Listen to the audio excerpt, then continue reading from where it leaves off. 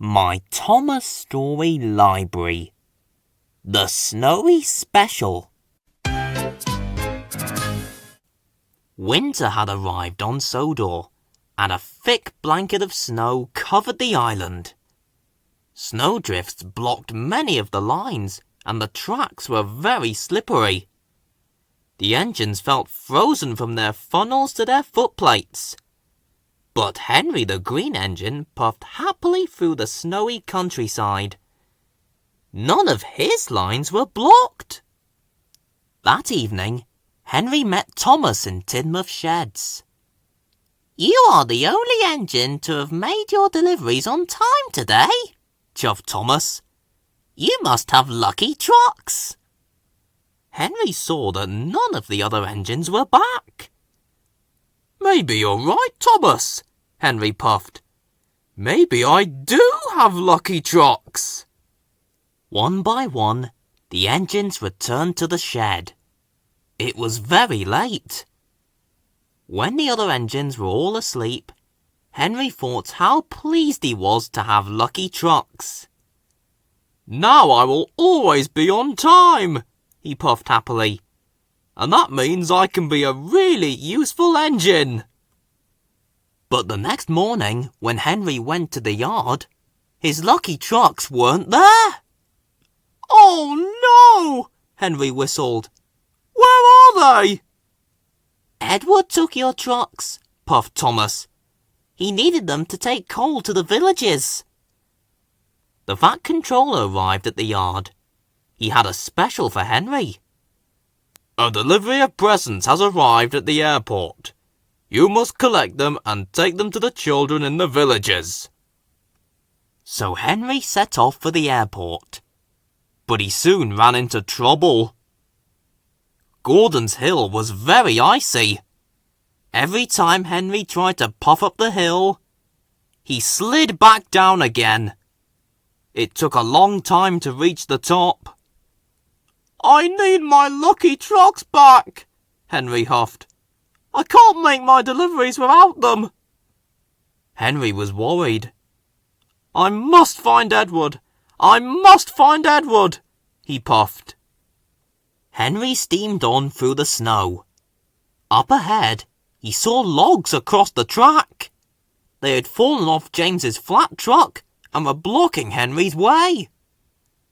"Oh no!" puffed Henry.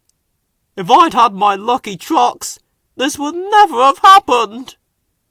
"Where are all the presents?" snorted James. "Your special is to go to the airport." "Edward has my lucky trucks," whistled Henry. "I must find him first." Henry shivered sadly on the track, until Rocky the rescue crane arrived. "Don't worry," called Rocky cheerily. "I'll have the line cleared in no time." Soon Rocky had cleared the logs from the track, and Henry chuffed on to find Edward and his lucky trucks.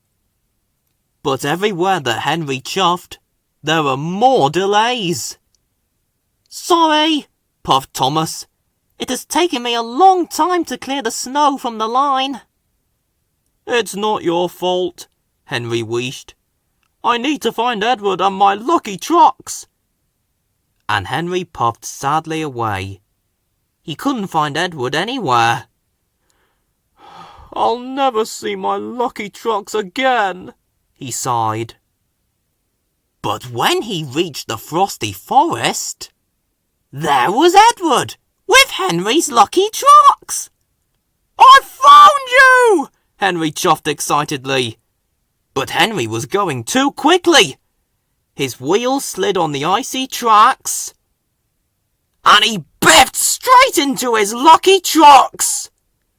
"Oh no! I've broken my lucky trucks," moaned Henry sadly. Henry put on his brakes and wheezed through his whistle.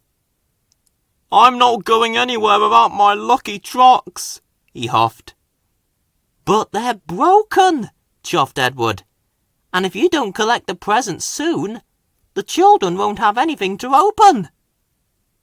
Henry thought about how sad the children would be.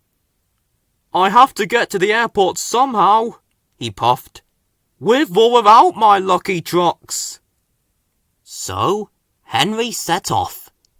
The tracks were still very icy, and Henry's wheels started to spin and slip, but he kept going. The more Henry thought about the children, the less he thought about his lucky trucks. Before long, Henry arrived at the airport, and his crew loaded up the presents. Then Henry steamed quickly away to start his deliveries. I must deliver the presents on time, he puffed. He didn't want to let the children down. Henry puffed all over the island, dropping off the presents. Soon he was on his last delivery. He steamed into the station and saw the children waiting on the platform. Good old Henry! They cheered. Henry felt very proud. I've delivered all the presents without my lucky trucks, he peeped. Maybe the trucks weren't so lucky after all. And when Henry looked at the children's smiling faces, he knew he was still the luckiest engine on Sodor.